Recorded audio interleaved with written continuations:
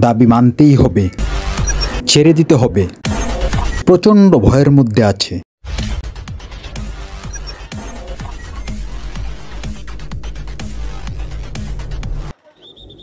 আসসালামু আলাইকুম ভিউয়ার, আশা করি আপনারা সকলেই ভালো আছেন। 24 ঘন্টার মধ্যে কোটা সংস্কার আন্দোলনে গ্রেপ্তার ও আটক হওয়া শিক্ষার্থীসহ সবার মুক্তি দাবি করেছেন বিক্ষুব্ধ নাগরিক সমাজের প্রতিনিধিরা। তারা বলেন, কোটা সংস্কার আন্দোলনের 6 সমন্বয়ককে মুক্তি দিলেও শিক্ষার্থীসহ অনেককেই বিচার ছাড়াই পুলিশ হেফাজতে রয়েছেন। সেন্টার ফর পলিসি ডায়ালগের সম্মানীয় ফেলো দেবপ্রিয় ভট্টাচার্য বলেন, বৈষম্য বিরোধী আন্দোলনের সমন্বয়কদের ছেড়ে দেওয়ার আলটিমেটাম দেওয়া হয়েছিল। বিনা বিচারে তাদের আটক রাখা হয়েছিল। বলা হয়েছিল আদালত বললে পরে ছাড়া হবে। এটা একটা অপরিস্থিতির সৃষ্টি করেছে। আমরা শুনেছি কোটা সংস্কার আন্দোলনের সমন্বয়কদের ছেড়ে দিয়েছে, তাদের মুক্তি হয়েছে, এতে আমরা খুশি। কিন্তু এখনও অনেক ছাত্র, শিক্ষক ও সাধারণ জনগণ বিনা বিচারে আটক আছে, সেজন্য আমরা সন্তুষ্ট নই। তিনি বলেন, আগামী 24 ঘন্টার মধ্যে ঢাকা ও ঢাকার বাইরে যে যেখানে বিনা বিচারে আটক আছে তাদের সবাইকে অনতিবিলম্বে মুক্তি দিতে হবে। এটা আমাদের প্রধান দাবি। দ্বিতীয় দাবি, এই আন্দোলনে এ পর্যন্ত যেভাবে দেশের নিরপরাধ মানুষ মারা গেছেন তাদের সকলের বিচার করতে হবে।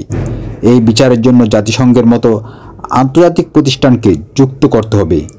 স্কুল কলেজ খুলে দিতে হবে। আইনশৃঙ্খলা বাহিনীর সদস্যদের সেখান থেকে সরিয়ে দিতে হবে। দেশে ইন্টারনেটের অবাধ সুষ্ঠু ব্যবস্থা করতে হবে। দেশে আইন সুরক্ষার পরিবেশ দ্রুত সৃষ্টি না হলে এটা বাংলাদেশের জন্য বড় সমস্যা। তিনি আরও বলেন, আপনারা বলছেন এই ঘটনার ফলে দেশের ভাবমূর্তি নষ্ট হয়েছে।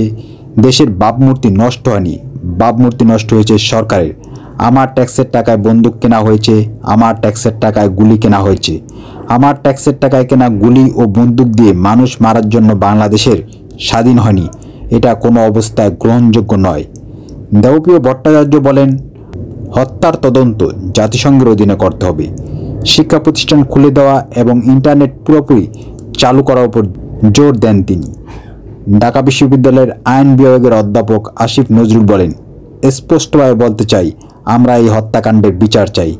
আমরা চাই যারা এই হত্যাকাণ্ডের নির্দেশ দিয়েছে তাদের আইনের আওতায় আনা হোক। ট্রান্সপারেন্সি ইন্টারন্যাশনালের বাংলাদেশের নির্বাহী পরিচালক ইখতারুজ্জামান আইন প্রয়োগকারী সংস্থাসহ সরকারি সংস্থাগুলোর বিরুদ্ধে মিথ্যা ও জালিয়াতির মাধ্যমে সরকারকে সুরক্ষা দেওয়ার অভিযোগ আনেন। রংপুরে আবু সাঈদ হত্যার ঘটনায় 16 বছর বয়সী এক কিশোরকে আটক করার বিষয়টি তুলে ধরেন মানুষের জন্য ফাউন্ডেশনের নির্বাহী পরিচালক শাহিন আনাম। হ্যালো ভিউয়ার, তবে যে যাই বলুক না কেন, পরিস্থিতি কিন্তু দিন দিন ঘোলাটে হয়েছে। আজও ঢাকার বিভিন্ন স্থানে এবং ঢাকা শহর, চট্টগ্রাম শহর, বিভিন্ন জেলা শহরে অনেক সংগ্রাম, মিছিল, মিটিং এবং আন্দোলন হচ্ছে। তবে এটি কোনো ভালো ইঙ্গিত দিচ্ছে না।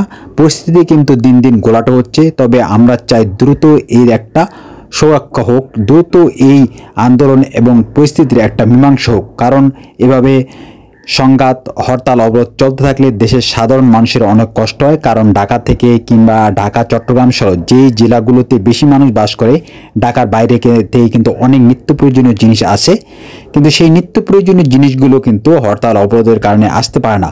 ফলে কিন্তু নিত্য প্রয়োজনীয় জিনিসের দাম অনেক বেড়ে যায় এবং সাধারণ মানুষের অনেক অসুবিধা হয়।